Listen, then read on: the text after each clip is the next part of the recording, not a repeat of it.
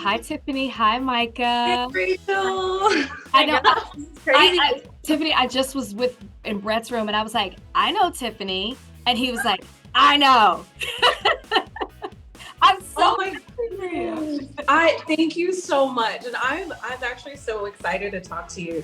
Mike, a little backstory. I kind of remember Rachel from college. We just have mutual friends, but it's just kind of cool connecting here now. That's I know. Okay, so let's get into it. Confession. This is my first time ever watching Love is Blind. And I was hooked. I couldn't stop watching it. Coming from Bachelor World, I feel like I'm like anti-dating show. So this was really like my first step into it. And so Yeah. I'm like all in now. So I'm so excited to talk to you both. I will start here because we see you in the pods and we see you explore that. But the big reveal is such a big moment.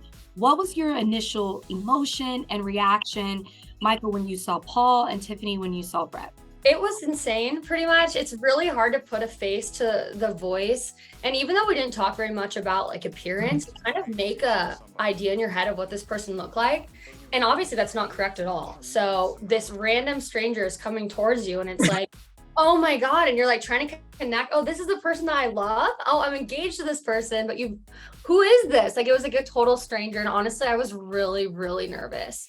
I think at one point I even asked him like something weird, like, do you have a dog? Like, I know that he has a dog. I don't know why I would say that in our engagement moment, but yeah, like it was pretty high stress. Yeah, for me, it was just, I think it was a surreal experience. I didn't really care what Brett looked like. He was just such a beautiful person. So when the doors opened, I was like, oh my goodness. Which he was so cute because he could barely say anything. But what I wanted to do was just to make him feel comfortable in that moment. And a little side note, it was funny because one of the girls told me, she's like, I kind of heard that Brett looks like Usher. So when I saw him, I was like, you don't look like Usher. You look like Jason Derulo. Yeah. Oh yeah, he does. He does. I didn't even put that together. He totally does. I know. I would be trying to sneak around, figure out what the other side looked like as well. But Micah, your journey was a roller coaster. So first, I will ask you, what made you choose Paul over Kwame, since both of your connections were really strong inside the pod and outside the pod? Yeah, I mean, I think that this experiment was kind of on par with my life. I mean, my life is kind of chaotic, so I would expect nothing less than this like emotional roller coaster I had to put everyone on. So I apologize for that. But I think choosing Paul over Kwame, I think Kwame and I had an amazing connection. I think it came down to gut feeling, and my gut feeling was with Paul. And the moment I chose Paul over Kwame, I never looked back on that.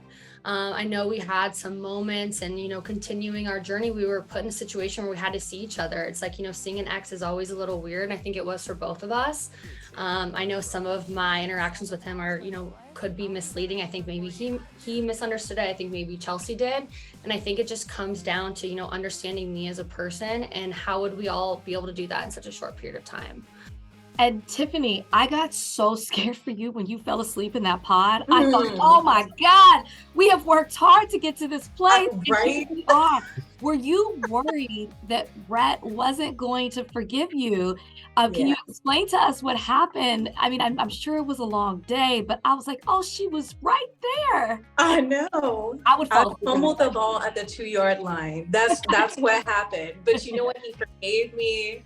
I think it was a long day for me. I'm the type of person that needs naps to recharge. And I think it just it took all the energy out of me for me to tell him that I was falling in love with him.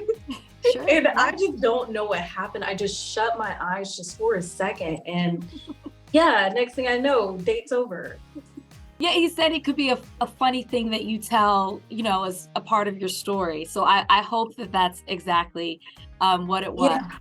Being on TV this way, it's so, you're vulnerable with the person that you're trying to connect with, but then also with so many people that are going to be watching. What was it that you were most nervous for your friends and family or even coworkers to see? Or are you nervous for them to see as they're going to see this pretty soon? Yeah, I think, my journey is really emotional. It's chaotic. There's a lot of drama. I just want people to understand that this is such a small portion, not only of me, but a small portion of the show. So much happened. We went through so much. There were so many events and conversations and amazing, genuine moments. And yeah, maybe it doesn't make the screen, but it doesn't mean that I'm not, a genuine person. I care about the people that I love, and what happens. I feel like I was genuine to myself, and I'm happy with that. Yeah. Tiffany, same question for you. Yeah, I think for me, it was scary, like being on TV and having all of this, every single move being recorded. But I had to get over trying to be perfect and just get real with myself, because this was a decision that I needed to make, and an important one. So yeah, there's going to be vulnerable moments on TV, but y'all are coming on this journey with me. And I don't think I would have it any other way. And I have friends and family that support me no matter what.